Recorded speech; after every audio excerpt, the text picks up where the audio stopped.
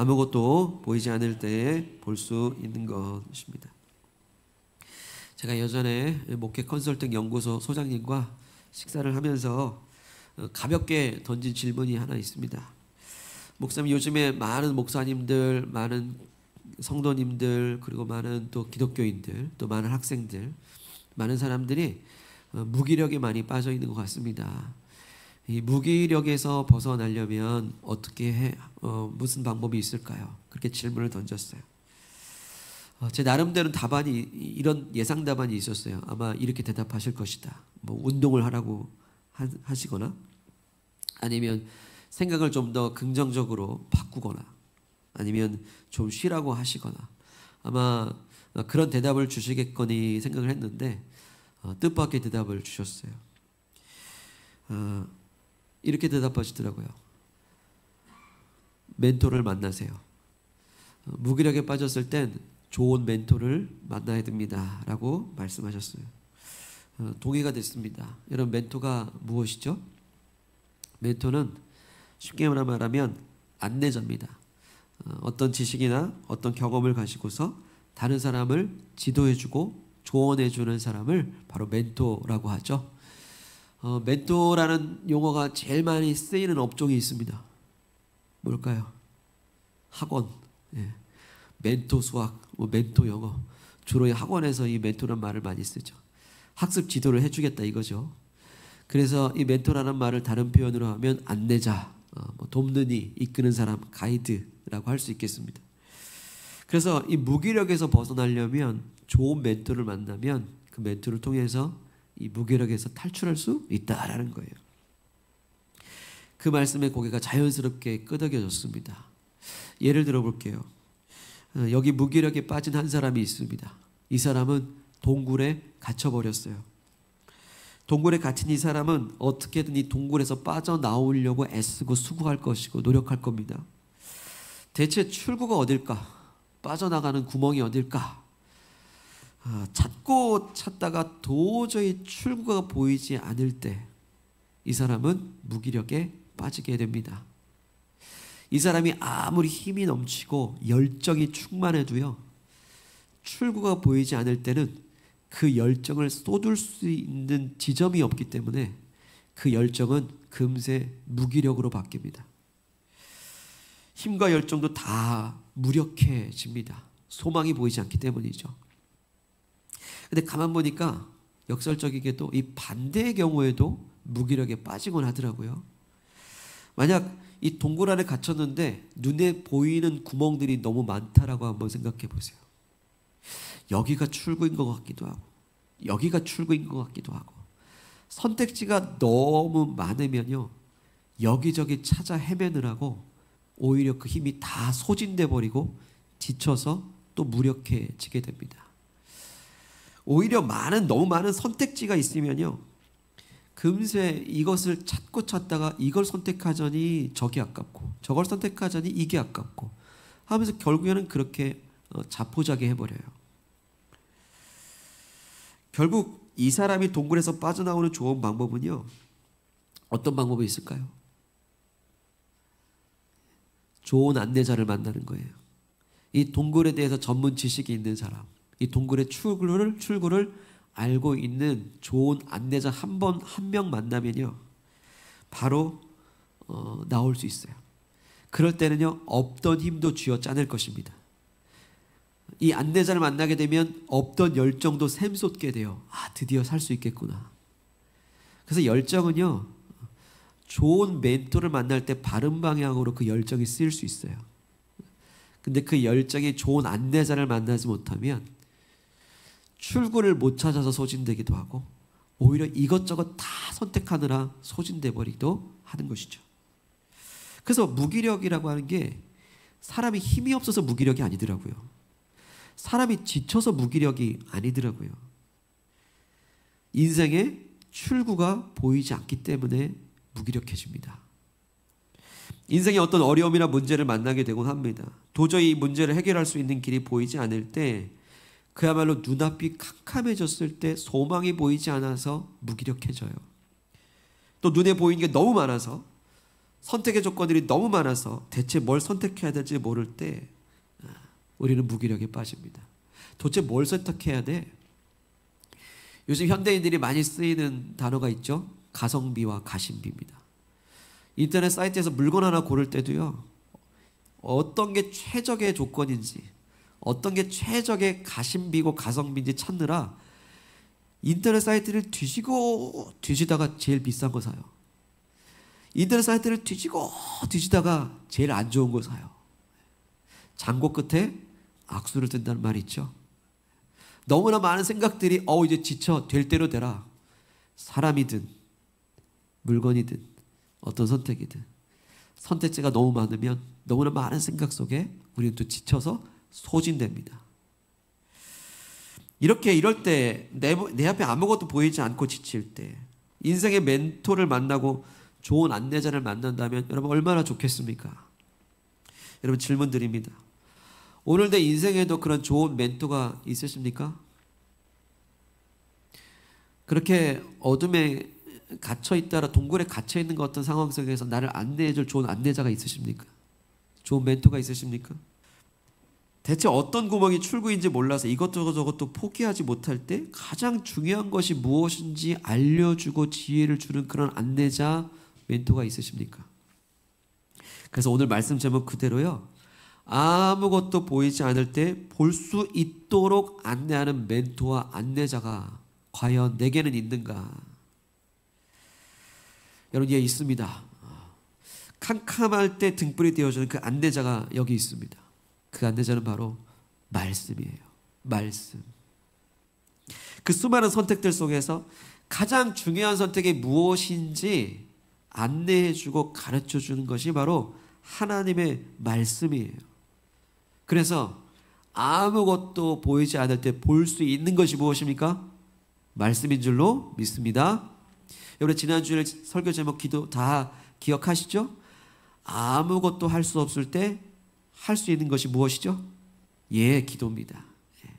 그래서 기도는 아무것도 할 수 없을 때 모든 것을 할 수 있게끔 인도한다 했어요. 그럼 오늘 말씀, 아무것도 보이지 않을 때 볼 수 있게 하는 것이 무엇이라고 하십니까? 말씀이라는 거예요. 말씀. 현실은 그대로고 눈앞이 캄캄하고 뭘 어떻게 선택해야 할지 모르겠는데 말씀이 임하실 때 그 말씀이 우리를 돌파구를 주시더라는 거예요. 갈 길을 인도하신다는 거예요. 근데 이것은 말씀을 받으려면 어떻게 될까요? 지난주일 말씀과 연결되어 있습니다. 아무것도 할 수 없을 때 기도라는 선택을 했더니 그 기도 가운데 아무것도 보이지 않던 게 볼 수 있게끔 말씀이 임하시는 거예요. 그래서 무기력에 빠졌습니까? 무력합니까? 기도의 자리에 앉으십시오. 기도를 막 그렇게 길게 하지 않아도 하나님 앞에 앉으십시오. 앉으실 때 하나님의 말씀을 기다리시길 바랍니다. 그래서 시편 119편 105절 말씀 이렇게 말씀하세요. 한번 따라해 볼게요. 시작. 주의 말씀은 내 발의 등이요 내 길의 빛이니이다. 아멘. 자, 여기서 퀴즈 냅니다. 등불이 필요하고 또 빛이 필요할 때는 낮입니까? 밤입니까? 밤에 필요하죠? 대낮에 등불 켜고 다니는 사람 없어요. 대낮에 빛 후레쉬 켜고 다니는 사람 없습니다. 이 말인즉슨 우리가 인생의 밤을 맞을 때 이런 동굴에 갇힌 것 같은 인생의 어두움이 있을 때의 돌파구를 찾게 하는 건 무엇이라고요? 말씀이라는 거죠. 이 등불과 빛이 저 멀리 있는 게 아니에요. 바로 내 앞에 발을 비추는 것이 말씀이라는 것이죠. 바로 내 앞에 바로 그 어떤 선택을 해야 될지 분별의 빛을 비춰주시는 것이 바로 말씀이라는 거예요. 이게 바로 경험담이라는 겁니다. 사랑하는 여러분, 지금 인생에 어떤 돌파구를 찾고 계십니까? 돌파구를 찾으려면요, 하나님 말씀부터 찾으시기를 축복합니다. 수많은 선택들 중에서 지금 어떤 선택의 기준을 가지고 선택하려 하십니까? 그 어떤 바른 선택을 하시려면 하나님 말씀부터 선택하시기를 축복합니다. 말씀을 펴시고 기도해 주셨듯이 말씀을 암송하시고 말씀을 들으시고 말씀을 순종하십시오. 순종이야말로 말씀이 살아있다라는 것을 계속 연습해 갈 수 있습니다. 나중에는 그 말씀을 잘 들을 수 있게 돼요. 반드시 주님의 말씀은 내 발의 등이 되시고 빛이 되셔서 바른 길 가게 하시고 생명길 가게 하실 줄로 믿습니다. 그런데요, 안타까운데 오늘 말씀의 상황을 들여다보게 되면 하나님께 택한 민족인데도 불구하고 하나님 말씀을 절대 들으려 하지 않는 백성들이 있어요. 바로 이스라엘 백성들이죠. 이스라엘 백성들은 지금 현재 앞이 캄캄한 상황인데도 불구하고 말씀을 들으려 하질 않아요. 참 이상해요. 이렇게 어두운 현실인데도 불구하고 하나님 말씀에 귀 한번 기울여 보질 않아요. 하나님 앞에 기도 한번 해보려 하지 않아요. 이상해요. 지금 동굴에 완전히 암흑 속에 갇혀 있는데도 하나님 말씀을 귀 기울여 하지 않는 소위 말하는 하나님 택한 백성들을 봐요. 이렇게 앞이 캄캄한데도 하나님 말씀을 제대로 듣지 않고 있는 이 상황을 1절 이렇게 얘기합니다. 읽겠습니다. 1절 시작.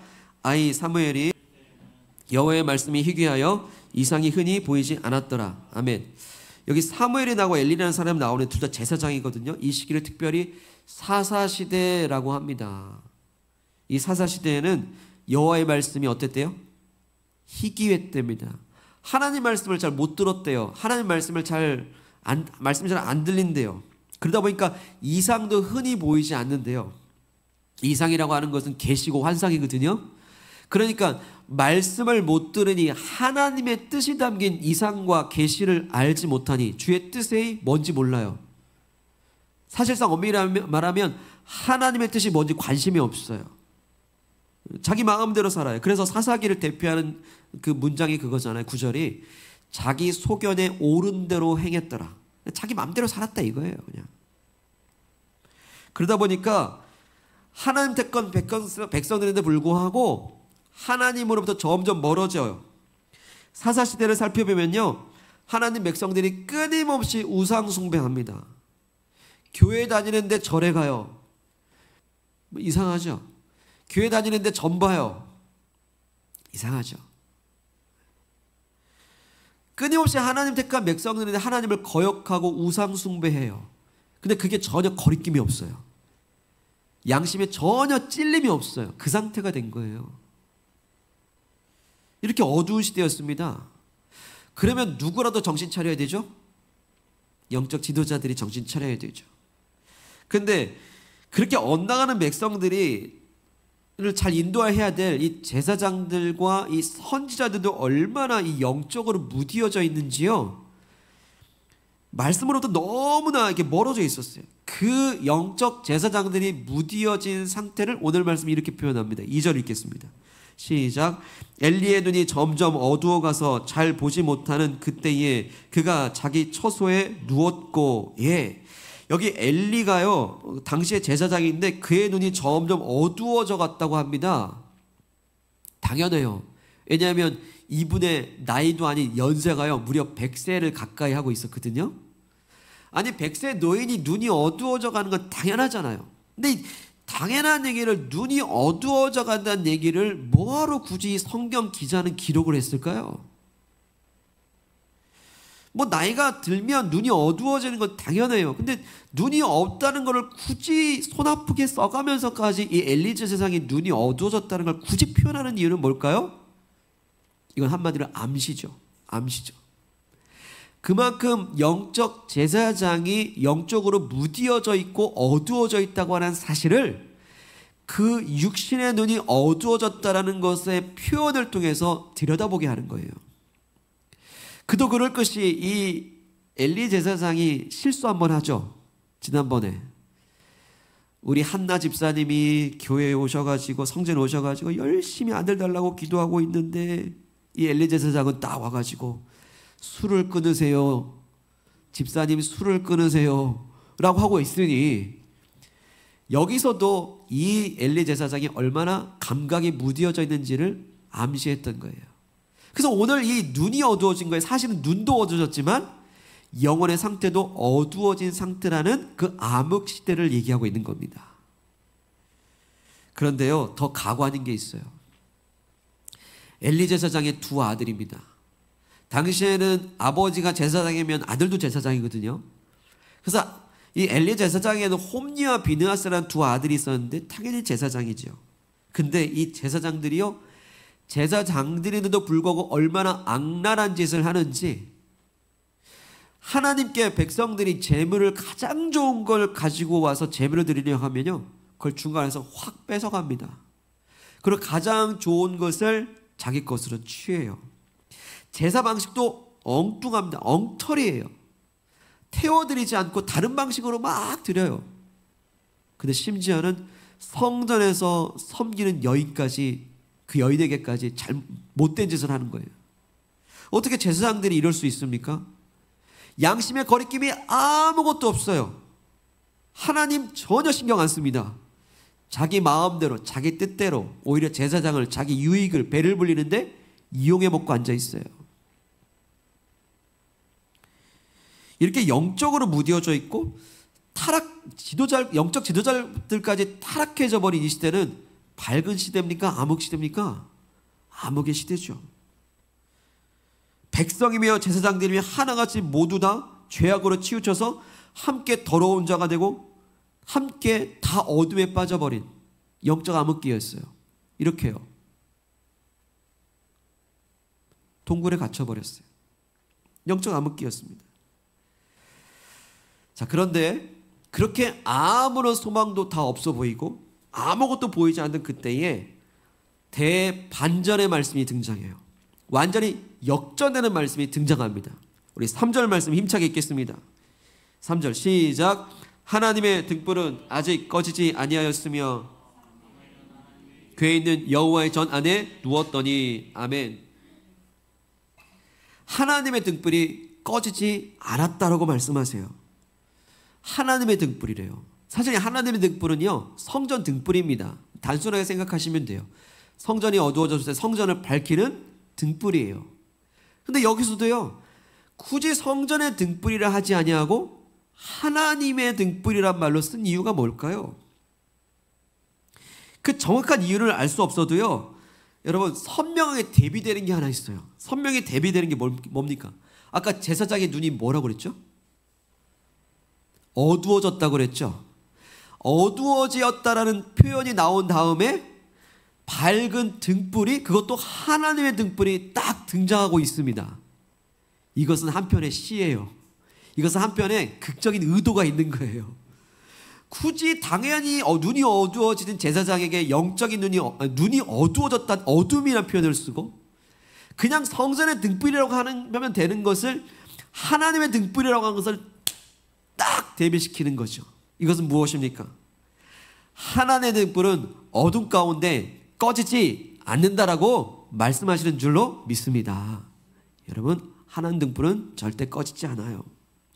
비록 세상이 어둡고 아무런 소망이 보이지 않아도 하나님의 등불은 결코 꺼지지 않는다라는 것을 오늘 우리 인생의 소망으로 붙들라고 우리에게 말씀하십니다. 우리는 상황이 좋아져야, 어떤 기미가 보여야, 좀 좋아지는 어떤 가능성이 보여야 소망을 갖죠. 근데 그리스도인은 그런 기미와 소망이 전혀 보이지 않아도 하나님의 말씀의 등불이 켜져 있기 때문에 소망을 갖는 사람, 바로 성도입니다. 그게 그리스도인이에요. 여기 3절 다시 보시죠. 근데 하나님의 등불이 꺼지지 않았다면서 누구의 얘기를 꺼내고 있습니까? 사무엘 얘기를 꺼내고 있어요. 사무엘은 하나님의 궤에 있는 여호와의 전안에 누웠더니. 여기 사무엘이 누워있는 곳에다 밑줄 쳐보세요. 어디 누워있습니까? 하나님의 궤에 있는 여호와의 전안에라고 해요. 근데 여호와의 전이라고 말하지고 하나님의 궤라고 하고 또 굳이 왜 썼을까요? 이 하나님의 궤는 뭡니까? 언약궤, 법궤라고 하는데 이 궤 안에 뭐가 들어있죠?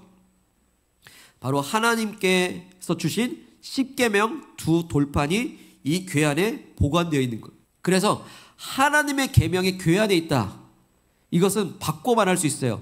계명은 곧 말씀이잖아요. 그래서 법궤는 말씀으로 바꿔 말할 수 있어요. 그 하나님의 궤는, 언약궤는 하나님 말씀으로도 같이 말할 수가 있는 거예요. 그래서 이걸 좀 의미적으로 해석해 보면 사무엘이 지금 어디에 누워 있습니까? 하나님의 말씀 앞에 누워 있는 거예요.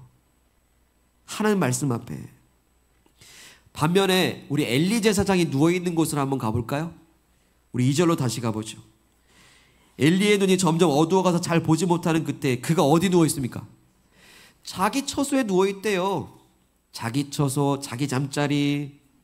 이렇게 당시에 가장 높은 제사장인 엘리 제사장은 자기 처소에 누워있고, 이제껏 제사장 견습 수년생인 어린 사무엘은 하나님의 말씀 앞에 누워있습니다. 이것도 대조가 되는 것이죠. 자, 이걸요 이렇게 정리할 수 있어요. 잘 들어보십시오. 하나님 말씀에서 멀어져 있는 제사장은 영적인 눈이 어두워졌어요. 근데 하나님 말씀과 가까이 있는 어린 사무엘은 바로 이 어두운 시대를 비추는 하나님의 등불 같은 사람이다 라는 사실을 말해주고 있는 것이죠. 이제 앞으로 이 사무엘을 통해서 이 어두운 사사시대를 말씀으로 비출 것입니다. 나중에 말씀 읽어보시면 단에서부터 브엘세바까지, 우리로 말로 치면 할라에서 백두까지 온 이스라엘이 사무엘이 말 한마디 하면 그게 하나님 말씀으로 인정되었다라고 하십니다. 말씀의 등불이 사무엘을 통해서 이어져 가고 있는 것이죠. 이 어두운 시대를 비추는 사람이에요. 그래서 하나님의 등불은 다름 아닌 말씀의 등불이었던 거예요. 여러분, 이 말씀을 사모하십시오. 사무엘처럼 말씀의 등불을 나도 전달받아 그 등불을 들고 뛰어가는 등불의 사명자가 되시길 축복합니다. 그래서 말씀을 사모하셔야 돼요. 말씀 곁에 머무셔야 됩니다. 말씀 앞에 누우시기를 축복합니다. 결코 꺼지지 않는 빛으로 이 세상을, 내 인생을 비추고 이 세상을 비추는 사실을 확신 가지고 말씀의 등불에다 소망 두시기를 소망합니다. 여러분, 질문합니다. 지금 나는 어디에 누워 있을까요? 내 인생은 어디에 누워 있습니까? 말씀에서 멀어져서 그저 내 처소, 내 생활에만 집중하고 있는가? 아니면 사무엘처럼 여호와의 궤, 하나님 말씀 앞에 누워 있는가? 단순합니다. 말씀에서 멀어지면 멀어질수록 마치 동굴에 갇혀있는 사람처럼 우리는 출구를 찾지 못할 거예요. 아니면 대체 어떤 출구가 맞는 것인지 분별이 없어서 또 무기력에 빠질 것입니다. 그러나 말씀의 궤 앞에 누우시기를 바랍니다. 말씀을 사모하시길 바랍니다. 상황이 아무리 어려워도요, 아무런 소망이 보이지 않을지라도 말씀의 등불이 우리의 삶을 계속해서 걸음걸음을 비춰주시는 것을 확인하게 될 거예요. 여러분, 우리가 동굴에 갇힌 상황이 크고 작은 일들이 많잖아요. 뭐 일을 할 때든지 아니면 자녀를 기르는 일도 막막할 때가 있잖아요. 도대체 이 아이를 어떻게 길러야 되는지. 뭐 저도 마찬가지고요. 여러분, 저도 설교 쓸 때 늘 이렇게 뭐 30분 설교면 30분에 끝내는 줄 아십니까? 그렇지 않잖아요. 뭐 30분 쓰면요 3일을 고민해요. 아니 뭐 일주일 내내 고민하죠. 여러분, 설교 딱 쓸 때요 제 마음이 확 기쁠까요? 죽겠어요. 솔직히 설교 쓰기 싫어 죽겠어요. 암흑이에요, 암흑. 딱 빈 페이지 앞에 있으면요, 빈 페이지인데, 하얀 페이지인데 어두워요. 빈 페이지인데요 광야예요. 아무것도 떠오르지 않습니다. 아무것도 떠오르지 않아요. 그때 어떻게 할까요? 기도하는 거죠. 하나님, 지혜를 주시고 계시를 주십시오. 말씀이 저를 인도해 주십시오. 기도하는 거예요. 그런데요, 여러분, 이건 목회자로서 그런 게 아니에요. 내가 생각지 못했던 지혜가 그냥 쑥 지나가요. 제가 생각지 못했던 돌파구가 쓱 떠올라요. 분명히 기도를 오래 한 것도 아니죠. 근데 내가 말씀을 사모하고 하나님 말씀이 인도해 주시기를 갈망할 때 하나님은 그 짧은 순간에도 제 갈 길을 한 걸음 한 걸음 인도해 가시더라고요. 설교를 쓰다가 막힙니다. 갈 길 몰라 방황하는 이 어린 양을 불쌍히 여기소서. 그럴 때 한 줄기 그 출구를 하나 보여주세요. 그 다음 모르겠어요. 나는 한 줄기 출구를 보여주세요. 그걸 따라가는 거예요. 여러분, 이것이 꼭 이건 제 일이기 때문에 여러분 앞에 고백하는 것이지만, 여러분 업무가 있잖아요. 일이 있잖아요. 그리고 만남들이 있지 않습니까? 도대체 이 사람과의 만남 속에서 출구를 못 찾겠어요. 관계를 풀어가기 애매하고 힘들고. 그럴 때 우리에게 하나님은 말씀하세요. 늘 말씀하세요. 오늘 사실 말씀이 희귀하다 그러는데요. 말씀이 희귀한 게 아니었어요. 말씀을 들으려는 사람들이 희귀했던 거지. 말씀이 희귀한 게 아니었어요. 말씀은 요즘처럼 유튜브, SNS 엄청 풍성합니다. 그 홍수처럼 많습니다. 근데 그 많은 물과 같은 말씀에서 내가 물 한 모금 한 모금 꿀꺽 삼키지 않으면 난 여전히 영적으로 목마른 거예요. 그래서 말씀이 희귀한 게 아니에요. 하나님은 끊임없이 말씀하세요. 근데 그 말씀에 한번 꿀꺽 삼키는 순종의 사람이 희귀할 뿐이었던 거예요. 감사한 것은요, 하나님이 포기하지 않고 말씀하신다라는 거예요. 끝까지 우리가 들을 때까지 저와 여러분들의 이름을 한 사람 한 사람 포기하지 않고 부르고 계신다는 사실이에요. 그게 바로 은혜인 줄 믿습니다. 오늘 사무엘이요, 처음에 자기를 부르시는 분이 하나님인 줄 모르고요, 엘리제 사장인 줄 알고, 저 부르셨습니까? 여기 있어요, 저 여기 있어요 라고 엘리제 사장이 자꾸 갑니다. 날 안 불렀다, 날 안 불렀다 그래요. 무려 3번이나. 나중에 4번째 가서야 엘리제 사장이 도움을 줘서 그 음성이 하나님의 음성이라는 것을 확신하고 이제 하나님 말씀을 4번째 이제 반응을 하기 시작해요, 사무엘이. 그러면서 주의 종이 여기 있나이다 말씀하옵소서. 그때서 하나님께 반응을 하거든요. 여러분 꼭 성경이 3번 좋아해서 3번 이렇게 됐을까요? 만약 사무엘이 반응하지 않았다면 3번이 뭡니까? 30번, 300번도 하나님은 계속 부르셨을 거예요. 왜? 말씀의 등불은 사무엘을 통해서 이어져 가야 되니까요. 사랑하는 여러분, 하나님께서 오늘 저와 여러분들에게 끊임없이 내 이름을 부르고 계십니다. 어떻게 반응하고 계십니까? 반응하지 않을 뿐이에요. 하나님은 우리를 돌이키도록, 그리고 하나님과 더 가까이 오도록, 바른 길을 가도록 계속해서 우리의 이름을 부르고 계십니다. 3번, 4번이 아니라 내 인생이란 시간을 전체를 통틀어서 지금 부르고 계십니다. 실례지만 여러분 몇 살이십니까? 내 인생이란 시간 동안 하나님은 계속 부르고 계시고 지금도 부르고 앞으로도 부르고 계실 거예요. 포기하지 않습니다. 반응할 때까지, 돌이킬 때까지, 바른 길 갈 때까지 그 사랑의 음성을 절대 하나님은 멈추지 않으십니다. 여러분 우리 인생 가운데 말씀이 희귀하지 않기를 원합니다. 풍성하게 원합니다. 어떻게 하시겠습니까? 한 모금의 순종이 있기를 축복합니다. 네. 사랑하는 여러분, 우리가 어찌 오늘의 어둠만, 그 현실만 바라보면서 도저히 아무것도 안 보인다고, 소망이 없다고 그렇게 단적으로 말할 수 있을까요? 그저 내 처소, 내 현실, 내 어두운 자리, 그 어두운 동굴에만 누워서 영적인 눈이 그렇게 어두워져서 그렇게 우리는 누워서 눈물을 흘리고 있을까요? 그런데요, 그렇게 되면 하나님 말씀은 결코 들리지 않습니다. 그러나 믿으시길 바랍니다. 하나님께서는 우리가 응답할 때까지 그 인생의 동굴을 향해서 우리가 들을 때까지 결코 포기하지 않고 내 이름을 부르고 계신다는 사실을 또한 믿으시기를 소망합니다. 그렇게 불러주셨기 때문에 오늘 이 자리에 앉아있는 거 아니겠습니까?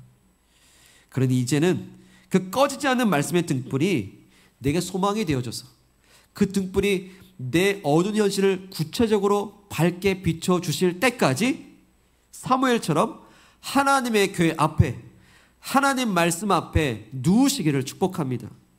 어두운 상황에서 돌파구를 찾고 싶다면 돌파구를 주실 때까지 말씀 앞에 누워 사시기를 축복하고, 어려운 선택 가운데 계시다면 하나님께서 선택의 지혜와 분별의 지혜를 주실 때까지 말씀 앞에 누워 기도하시기를 축복합니다. 강권합니다.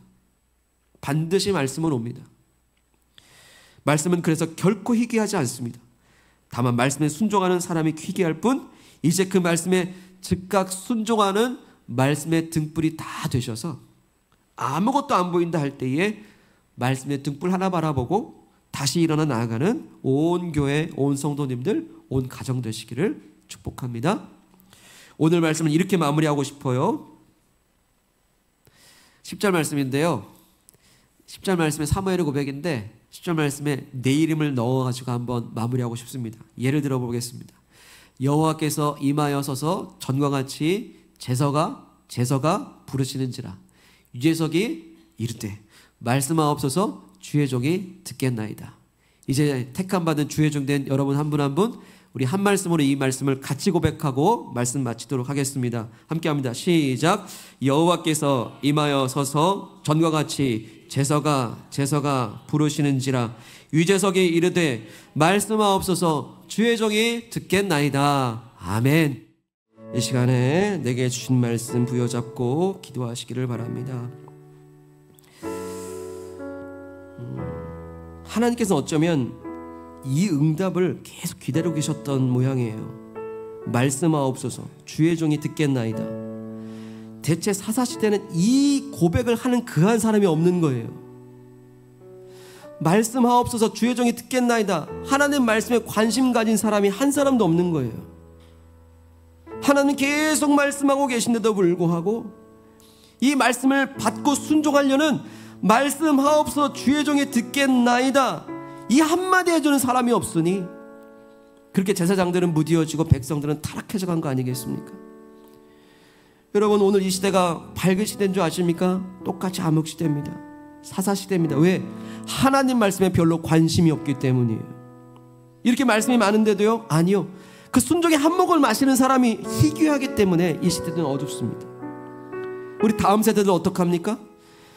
굳이 하나님께 기도하지 않아도 인터넷 사이트 한번 검색하면 좋은 답들이 너무 많이 쏟아지는 시대입니다. 이제는 AI까지 나왔어요. 이제는 하나님 없어도 살 수 있겠다라는, 아니 하나님 생각을 전혀 할 수 없게끔 만드는 이 시대의 말로 여러분 얼마나 어두운 암흑시대인 줄 아십니까? 자기 소견에 오른 대로 자기 마음대로 사는 시대, 사사시대보다 더합니다. 이 암흑시대 속에서 하나님은 계속해서 포기하지 않냐고 말씀하고 계십니다. 이 말씀 앞에 우리가 어떤 사명으로 서 있어야 되겠습니까? 그 말씀에 즉각적으로 순종하는 그 한 걸음이 있는 교회와 성도를 하나님 찾고 계십니다. 우린 지금 어디에 누워 있습니까? 그저 내 생활이 바쁘기 때문에 내 처소, 자기 처소에만 누워서 피곤해 지쳐서 우린 잠들고 있는가? 그러나 주님 말씀하십니다. 하나님의 궤 앞에, 말씀 앞에 누워야 된다. 오늘 다시금 결단합시다. 하나님의 말씀 앞에 안식하면 좋겠고요, 하나님 말씀 앞에 돌파구를 찾았으면 소원하고요, 하나님 말씀 때문에 좋은 선택의 분별이 있기를 우리 소망합니다. 주님, 사무엘처럼 하나님 말씀 앞에 누워 하나님 말씀을 사모하면서 말씀이 희귀한 게 아니라 하나님 말씀이 내 삶에 풍성하게 적용되는 삶으로 나아가겠습니다. 우리 결단하며 기도하겠습니다. 하나님 감사합니다. 말씀의 등불이 꺼지지 않으니 감사합니다. 아무것도 보이지 않을 때 볼 수 있게 하는 건 말씀이었습니다. 하나님 아버지, 그 말씀이 우리의 삶을 비춰주시고 돌파구를 찾게 하시고 아버지 선택의 분별을 주시니 이제 말씀을 따라가는 우리의 삶이 되기를 간절히 원합니다. 아버지, 우리는 어디에 누워 있습니까? 그 어둠의 동굴의 현실 속에서 아무런 소망이 없다라고 그렇게 눈물을 지을 때 말씀이 우리에게 임하여 주시고 말씀 앞에 있게 도와주셔서 말씀이 우리의 눈물을 닦으시고 말씀의 돌파구를 열어주시고 이제 말씀이 우리를 길을 어떻게 이끌어 가시는지 말씀의 그 빛을 따라 나아가는 승리의 삶이 되기를 간절히 원합니다. 아버지, 다른 사람들은 소망이 없다 말할 때 아닙니다, 난 소망이 있다 말하게 도와주시옵소서. 다른 사람들은 앞이 캄캄하다 말할 때 아닙니다, 내게는 보이는 것이 있다 말씀하여 주실 때 아버지, 그 말씀이 내게 보이는 증거요, 말씀이 나를 은으로 하여금 아버지 그 길을 비춰주실 때 말씀이 나를 어떻게 이끌어 가시는지를 경험하고 체험하는 우리의 복된 삶이 되기를 간절히 원합니다. 말씀 앞에 서게 도와주시옵소서. 말씀에 굳게 서기를 주님 간절히 원합니다. 굳게 서리 영원하신 말씀 위에 굳게 서리 굳게 서리 그 말씀 위에 굳게 서리 굳게 서리 굳게 서리 영원하신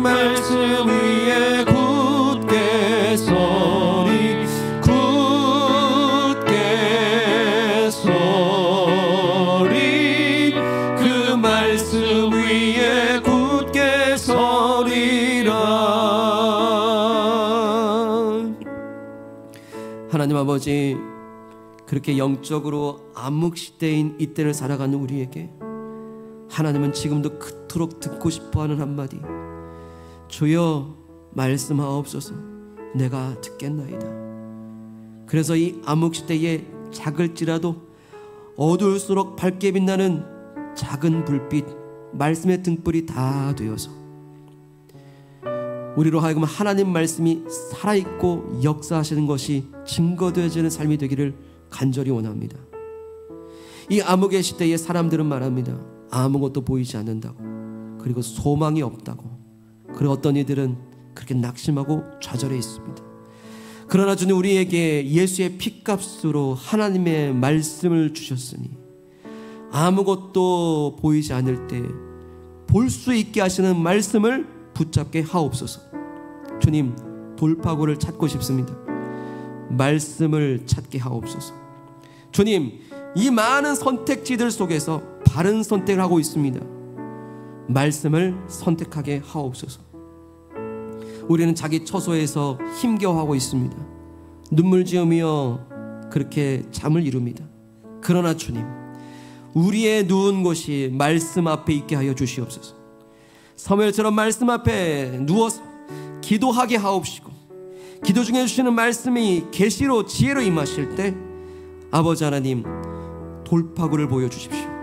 주님, 바른 선택을 담대히 선택하여 나아가게 도와주시옵소서. 그래서 그것이 나에게 간증되어지고 영적인 경험이 되며 영적인 자산이 되어져서 지금 이 순간에도 소망이 없다 좌절한 이들에게 좋은 안내자가 될 수 있도록 말씀의 통로가 되게 하여 주시옵소서. 특히 우리 아들, 딸들 붙잡아 주십시오. 우리 다음 세대들 붙잡아 주십시오. 하나님 없으면 절대 살 수 없다라는 것을, 그들의 인생의 전 인생을 온전히 굳게 붙잡고 나아가서